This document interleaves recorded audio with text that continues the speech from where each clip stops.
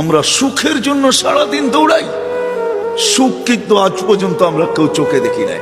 দেখছেন না, নারী বলবে না পুরুষ বলবে, না সন্তান বলবে না বাবা বলবে। কেন জানেন? সুখ আসে রহমতের চাদর আসলে, চাদর দিয়ে যখন ডাকা হয় তখন সুখ আসে। আল্লাহর রহমত ছাড়া সুখ আশা করা যায় না। আর আল্লাহর রহমত মুহাম্মদুর রাসূলুল্লাহ ছাড়া পাওয়া যায় না, না না না না না।